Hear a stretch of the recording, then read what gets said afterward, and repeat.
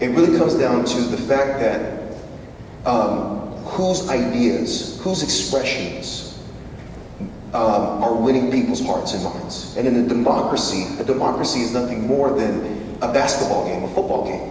It has rules of justice, the First Amendment, which allows gay activists. I'm going to answer your question. It allows gay activists, it allows Jews, it allows Muslims, it allows everyone to express themselves.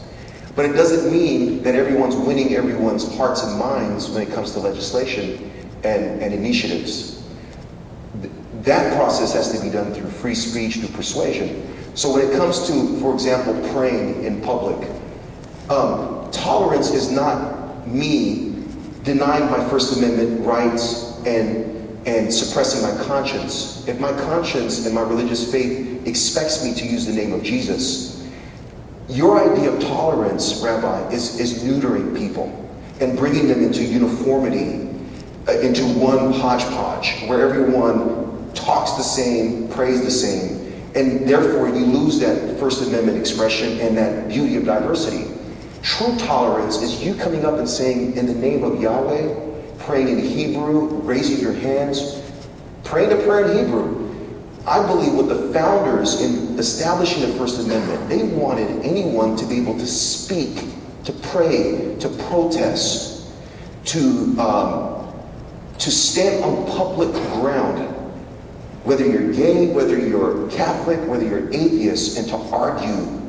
And you see that even within the founders. So the point of it is to neuter public prayer is to work against what the founders wanted, what our nation is about, which is allowing expression and protest even through prayer. So it's not dehumanizing a Jew if I get up and pray in the name of Jesus. It just means that if there's a rotation and it's a public square, hopefully you have clergy that represent the community, and maybe that clergy would represent the community in proportion to the community. Where there's Buddhists. So it's allowing each one of them to pray in the name of their God and not establishing a law that controls religion, but allowing the freedom of religion, which you can see in the founding of our nation they allowed. And so, again, it goes back to the football game. The football game has a set of rules that allows people to pretty much play within those rules. And part of those rules is freedom of speech, freedom of expression. Now, me praying in the name of Jesus isn't harming you. It isn't inciting violence against Jews.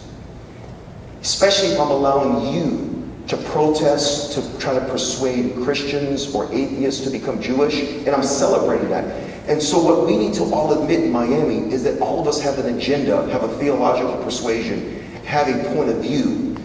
I want the homosexual community to call me out, to argue with me, especially the gay theologians. I want them to protest. I want them to be able to release what's in their hearts. But that's what needs to happen. And every time they do that, I shouldn't say you're anti-religious. Because the word anti, like anti-Semitic, means you're trying to harm me. No. I have the opportunity to follow up on that.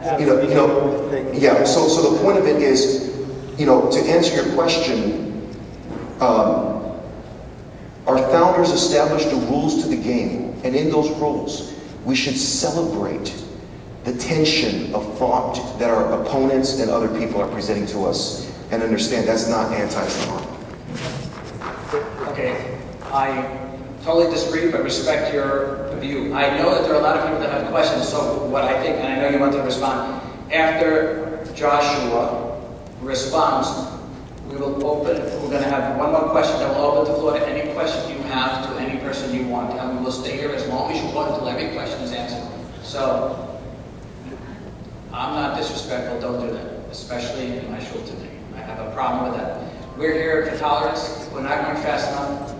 Leave. May I just ask, is it possible for us to observe a 2-minute guideline? With all due respect. Yes. Thank you so much. We were supposed to. Thank you. Hi, I'm Joshua Duffman, I'm representing Safegate. I would just say, what Pastor Jack says, I agree. We all come from our perspectives of our different religious beliefs, our different backgrounds, whatever they may be. Again, we have the great privilege, we live in the United States of America.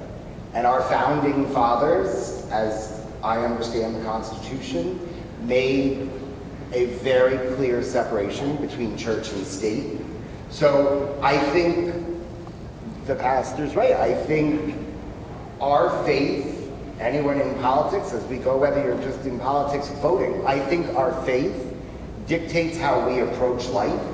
And I think that's what formulates our political beliefs. But we have a separation of church and state. And the idea of the United States, it is a melting pot. And it's less of a melting pot for my generation than it was for my grandparents' generation. As a society, the acceptance and the removal of stigmas and intolerances and inequalities, it's something that we must do as a society and that we must work towards through a constructive debate as opposed to an argument, as opposed to what politics, especially recently, has become, where dialogue is lost and it's my way or the highway. And it takes us nowhere, and I think we watch in Washington, it doesn't take us very far right now. Oh, you meant I understand.